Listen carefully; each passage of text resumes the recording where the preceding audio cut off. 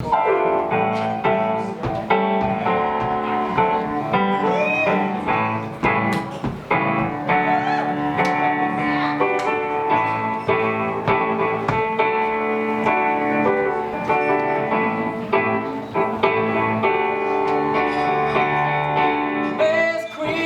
got touched. The best queers never got touched. The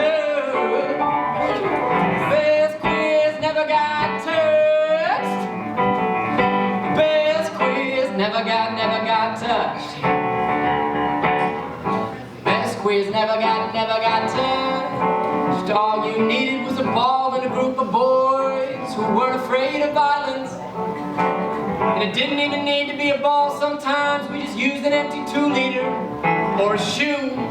And the boys didn't even need to be violent. You could have just gotten a thrill out of fearing it. But anyway, the idea was pretty basic.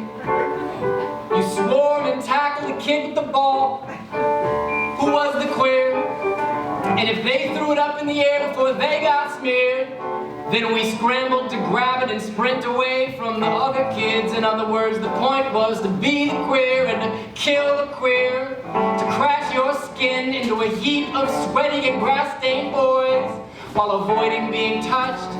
And I'd like to say I loved escaping or running after and tackling, but that would be a bit on the nose because duh, we get it. I mostly just wanted to belong in the hunt without hunting or hurting or knowing anything at all.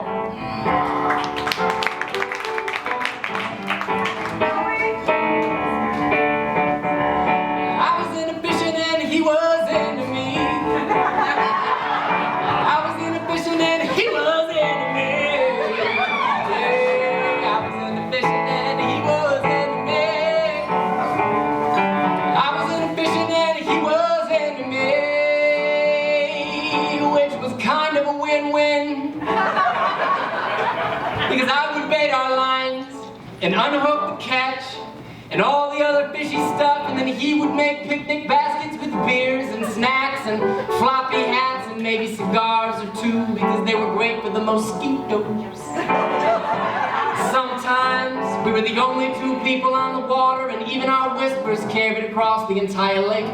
And it was always so romantic and adventurous, except one time we decided to go for it right then and there in the center of the lake, and it was really hot until it was not.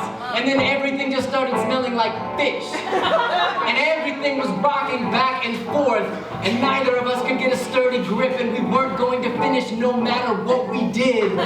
So I started laughing, and he got furious and screamed at me and threw our entire picnic in the lake. And I tried explaining it was just a wild scene, and I couldn't unsmell fish guts, and we should just go fuck in the grass. But he could not get it out of his beautiful head that it was his fault. He couldn't get the job done. I didn't want him. I didn't want him. I didn't want him. He wasn't good enough, so he jumped into the glassy black and swam back to the beach by himself.